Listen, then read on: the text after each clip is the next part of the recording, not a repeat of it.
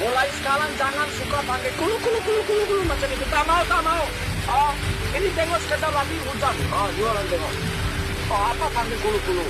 Hari-hari kulu. Apa kulu. Jangan lagi cakap kulu. Oh, you orang kasih doa yang baik buat angker.